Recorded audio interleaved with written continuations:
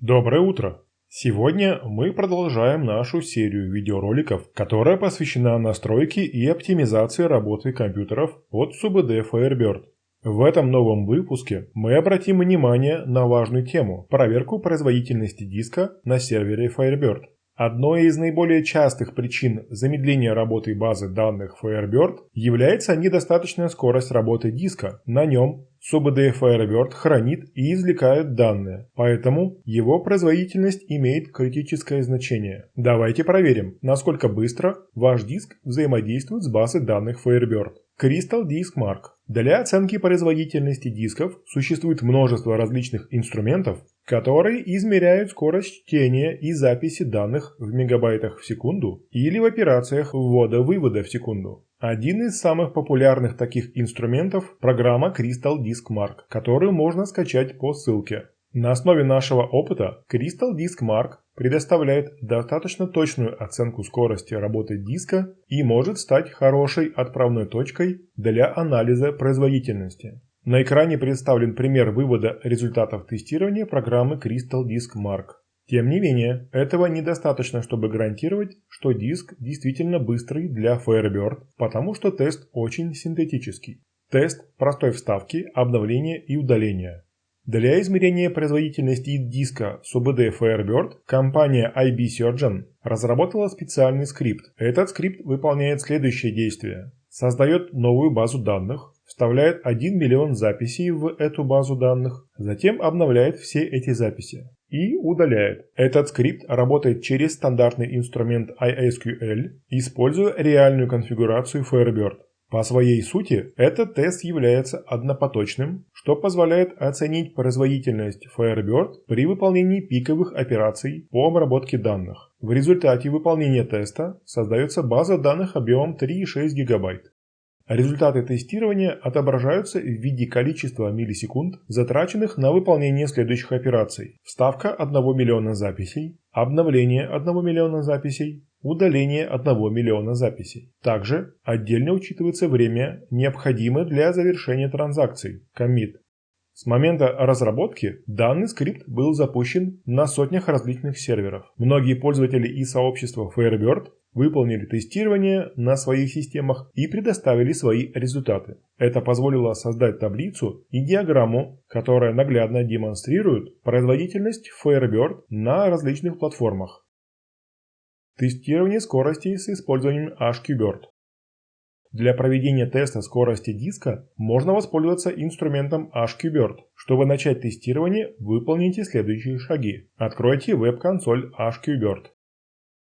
Найдите значок Speed Test. В появившемся выпадающем меню выберите путь к базе данных, где вы хотите запустить тест скорости. Нажмите кнопку «Старт», чтобы инициировать процесс тестирования. Теперь остается только дождаться завершения процесса. Примерно через 5-10 минут, в зависимости от вашей конфигурации, будут готовы результаты тестирования системы. Вы можете увидеть их в соответствующем разделе веб-интерфейса HQBird. К сожалению, сервис никак не сигнализирует о завершении теста, поэтому нужно просто обновить страницу клавишей F5. Итоговый результат. Тест скорости будет отображен в виде подробных показателей производительности диска, что позволит вам оценить текущую скорость работы системы хранения данных. Тест скорости на сервере с любой версией Firebird. Подготовка к запуску теста. Чтобы начать тестирование производительности на любой версии сервера Firebird, вам необходимо получить соответствующий скрипт для выполнения тестов. Для этого перейдите по ссылке. На этой странице вы найдете скрипт, который предназначен для тестирования операций вставки, обновления и удаления данных в базе данных Firebird. Скопируйте весь код, представленный на указанной странице, и сохраните его в отдельный файл. Вы можете выбрать любое имя файла, но рекомендуется использовать расширение SQL, так как это поможет вашему редактору кода распознать тип содержимого. После этого необходимо изменить путь в первой строке скрипта, который указывает на создаваемую тестовую базу данных. Этот путь должен указывать на тот же диск, на котором находится основная база данных, для корректного тестирования. После сохранения в файл вы готовы к выполнению теста. Следуйте инструкциям, приведенным в документе, чтобы настроить параметры подключения к вашей базе данных Firebird и запустить скрипт. Команда для Windows. Команда для Linux. Избегайте ситуации, когда тестируемый диск загружен длительной операцией, например, резервным копированием больших объемов данных, или просто имеет пиковое количество пользователей. Лучший вариант – запустить скрипт в эксклюзивном режиме без пользователей. Запустите скрипт с помощью следующей команды. Для системы Linux или для системы Windows. Вывод будет на экран. Как интерпретировать результаты? Обратите внимание, что вам нужно сложить время выполнения операций с временем фиксации. После этого следует разделить 1 миллион на полученную сумму времени. Для предыдущего тестирования приводим пример расчета на экране. Полученные данные можно сравнивать с данными таблицы или графиком измерений производительности. Таблица с результатами. Для получения подробных данных о результатах тестов вы можете обратиться к таблице, которая доступна по следующей ссылке.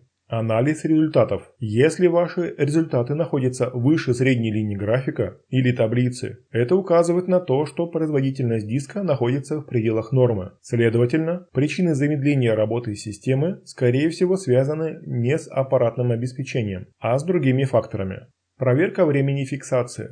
Также стоит обратить внимание на время фиксации транзакций. Commit. Если вы замечаете, что более 20% общего времени тестирования приходится на процесс фиксации, это может свидетельствовать о проблемах с кэшированием записей.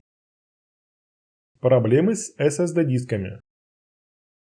В случае, когда результаты ваших тестов оказываются ниже средних значений, особенно при использовании SSD-дисков, возможно, существуют проблемы либо с настройками дисков, либо с драйверами устройств. Возможны причины медленной работы диска. Использование неподходящей файловой системы может привести к снижению производительности операций ввода-вывода с диском. Не рекомендуется использовать для Windows файловые системы FAT32 и exFAT, а для Linux XFS, ZFS и BTRFS. Для Windows рекомендуется использовать NTFS и REFS. Для Linux ext4. Отсутствие блока резервного питания BBU для RAID массива или разряженная батарея. Если блок резервного питания RAID массива отсутствует или его аккумулятор разряжен, это может значительно замедлить работу всего массива, так как операции записи будут выполняться без использования кэш-памяти. Отсутствие подходящего драйвера или драйвер отключен производителем, чтобы предотвратить использование диска потребительского класса в серверной операционной системе. Неподходящий или отсутствующий драйвер может ограничить производительность диска, особенно если он предназначен для работы в условиях высокой нагрузки, характерной для серверов. Ограничение IOPS для виртуальных машин. Например, в Azure очень низкие ограничения в IOPS для виртуальных машин общего назначения. Виртуальные машины могут иметь ограничения по количеству операций ввода-вывода в секунду, что также может существенно снизить скорость работы диска. Активный процесс резервного копирования или другая обработка, например, копирование или перегруппировка больших объемов данных на диске. Параллельные процессы, такие как создание резервных копий или другие интенсивные операции с данными, могут загружать диск и снижать его общую производительность. Фоновое копирование виртуальных машин, например, CBT. Проблемы с самим диском, наличие плохих секторов, перегрев и тому подобное. Физические неисправности диска, появление битых секторов или перегрев могут приводить к значительному падению скорости чтения записи. Рекомендуется всегда проверять состояние диска через технологию самодиагностики SMART, которая предоставляет информацию о состоянии накопителя.